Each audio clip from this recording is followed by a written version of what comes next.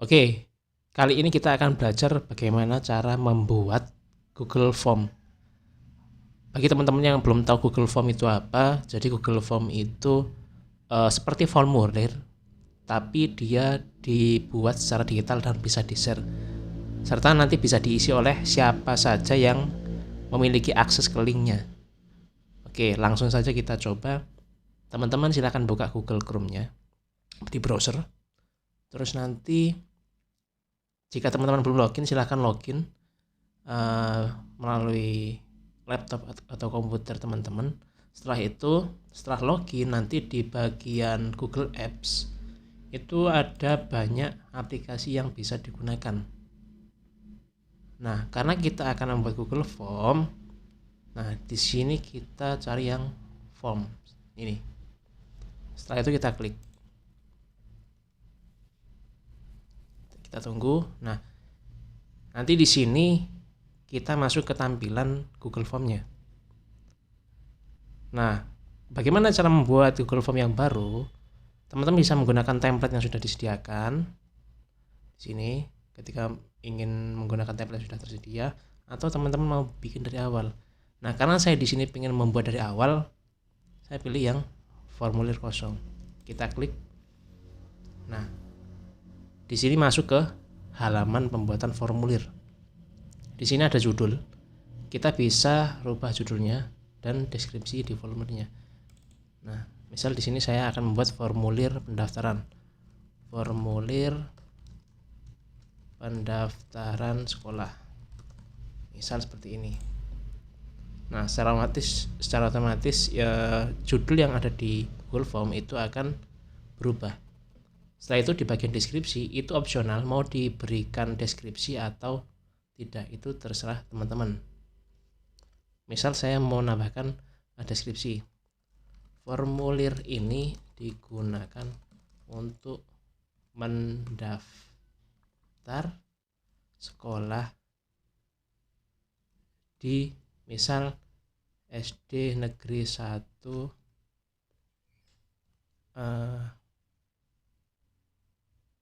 daerah, misal daerah mana terserah teman-teman, misal seperti ini. Oke, nah untuk menambah isiannya di sini secara otomatis dia akan ditambahkan satu isian opsional. Nah, bagaimana cara merubah? Di bagian atas itu ada judul. Nah, ini sebagai soalnya atau sebagai instruksi yang diperintahkan untuk kita mengisi apa. Pertama, kita mau masukkan nama lengkap. Nah, kita bisa ubah secara otomatis isiannya bentuk jawaban singkat, paragraf atau pilihan ganda. Namun secara otomatis di Google itu ada fitur yang cerdas, dia bisa mengira-ngira kira-kira kita mengisikan apa di bagian instruksi atau perintah yang ada di isiannya ini. Nanti di bagian form jawaban itu akan otomatis berubah.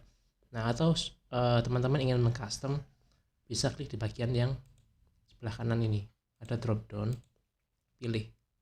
Nah, karena kita nama lengkap isiannya itu adalah jawaban singkat, maka kita gunakan yang jawaban singkat. Nah, terus di sini bagian switch wajib diisi itu dihidupkan. Karena apa?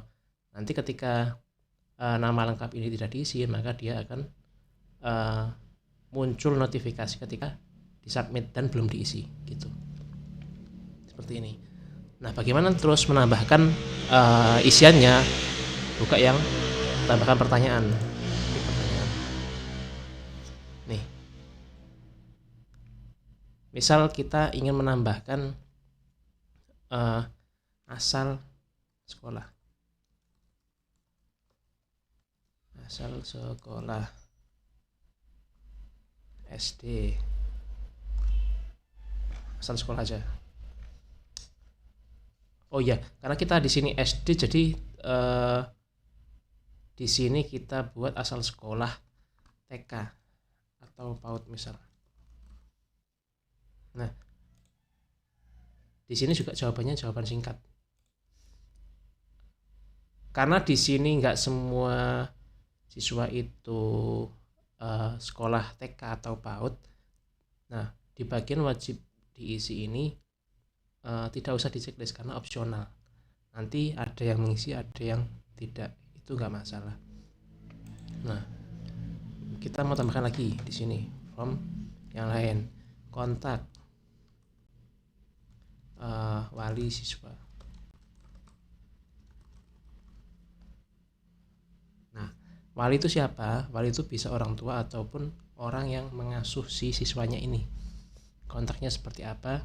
Seperti jawaban singkat juga dia. Ini. Terus di bagian wajib diisi itu dihidupkan. Tuh. Nah, seperti ini seterusnya sampai teman-teman data yang ingin dikumpulkan dari setiap formulir itu terpenuhi. Misal kita mau pilih jawabannya itu nanti ada yang checklist itu jawaban yang bisa banyak gitu, cuman checklist. Nah, misal di sini contohnya dari mana kamu mengetahui sekolah ini?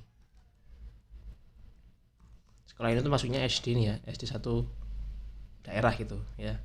Nah, misal dari teman. Terus kita mau nambahkan opsi yang lain, tinggal klik aja di sini. Dari sosial media atau dari iklan atau dari reklame atau banner atau yang lainnya. Nah, ini bebas. Jadi misal isiannya seperti ini. Nanti ketika kita bikin yang multiple select atau kotak centang, nanti orang yang mengisi Google Form ini bisa mengisi atau menceklis beberapa pilihan jawaban. Nah, misal di sini kita tidak wajibkan isi, jadi nggak perlu dihidupkan untuk wajib isinya. Nah, setelah itu gimana? Setelah itu kita cek lagi dari awal untuk nama, terus deskripsi, terus data yang akan kita inputkan, masukkan. Nah, setelah selesai semua, kita bisa langsung publikasi. Nah, responden siapa? Responden itu siapa saja yang bisa memiliki link. Di sini bisa dikelola juga atau diatur siapa saja kira-kira. Nah, misal responden itu nggak perlu kita ubah, jadi siapa saja yang memiliki link. Ketika sudah selesai, kita klik selesai. Terus publikasi. Oke, setelah dipublikasi, linknya sudah ada. Nah, di sini linknya kan terlalu panjang. Di Google Form itu disediakan opsi untuk mempersingkat URL. Diklik. Nah, ini sama saja dengan form yang tadi. Ini. Nah, kita gunakan yang ini saja, yang lebih simpel. Setelah itu kita salin. Oke.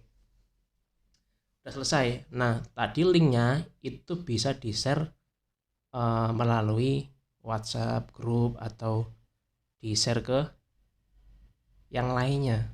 Jadi selama orang lain memiliki link itu bisa mengakses gitu. Nah, saya buat di Google Chrome. Misal saya akan mengisi melalui browser yang lain, atau diibaratkan saya adalah orang lain yang ingin mengisi form dan saya memiliki linknya. Saya pastikan di sini. Saya buka. Oke. Saya bisa mengisikan langsung di sini. Misal nama lengkap saya siapa ya? Khairul. Asal TK, misal TK Bangsawan. Seperti itu, contoh aja. Misal nama wali saya adalah Sardi misal. Ini ngasal aja ya. Nah, terus di sini dari mana kamu mengetahui sekolah ini? Nah, misal saya ingin mengchecklist dari teman, terus dari reklame di pinggir jalan itu kan ada juga. Nah, kita checklist yang dua ini. Apakah ini ketika tidak diisi bisa mengirim? Bisa. Selama tidak ada tanda bintang merah pada bagian isian, itu bisa dikosongkan seperti ini. Asal sekolah TK apa ini bisa dikosongkan. Ini bisa dikosongkan. Nah, di sini yang nama lengkap sama kontak wali siswa itu harus diisi. Kenapa? Karena ketika membuat isian form tadi, kita mewajibkan bahwa nama lengkap dan kontak wali siswa. Sorry, ini kontak wali ya. Kontak wali, bukan nama wali siswa. Misal di sini 0812345678. Sorry. Ini jadi kontak, bukan nama wali. Nah, jadi seperti ini. Setelah itu kita klik kirim. Oke. Nah, jadi sudah selesai kita mengisi jawaban dari form yang dibuat tadi. Nah, terus bagaimana cara mengecek apakah sudah ada yang mengisi atau belum? Nah, di bagian form tadi yang kita buat menggunakan akun menggunakan akun yang digunakan untuk membuat form ini, di sini otomatis akan muncul satu jawaban. Ketika ada 100 jawaban atau responden, maka di bagian jawaban ini akan ada 100 seperti ini. Nah, ini jawaban yang tadi kita isi. Sudah ada semua. Terus bagaimana kalau misal kita ingin mengekspor semua jawaban ini, datanya ke dalam bentuk spreadsheet atau dalam bentuk Excel? Di sini di Google Form itu disediakan link ke spreadsheet. Nah, kalau misal kita belum ada atau baru pertama kali meng-create di bagian spreadsheet itu, kita bisa buat spreadsheet baru. Klik buat. Nah, secara otomatis akan dibuatkan spreadsheet hasil dari respon form yang disebar tadi. Nah, di sini sudah ada satu responden. Nah, nanti ketika si Google Form ini diisi lagi oleh orang lain, maka otomatis di sini akan bertambah. Nah, itulah kelebihan daripada menggunakan Google Form atau membuat formulir secara digital. Jadi kita tidak perlu lagi repot-repot untuk merekap data yang masuk. Nah, seperti ini. Nah, misal kita mau mengekspor supaya kita bisa mengakses secara offline, itu bisa lakukan di file, terus download. Kita pilih mau buat dalam bentuk PDF atau Excel. Misal kita mau dalam bentuk Excel, klik Excel. Nah, secara otomatis akan di download. Terus bagaimana kita ngeceknya? Buka Explorer atau tempat di mana kita download. Nah, di sini bisa buka formulirnya.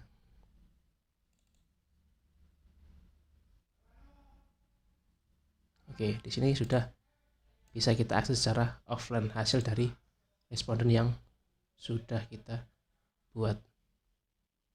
Oke, jadi cukup sampai di sini dulu tutorial bagaimana membuat formulir secara digital menggunakan Google Form.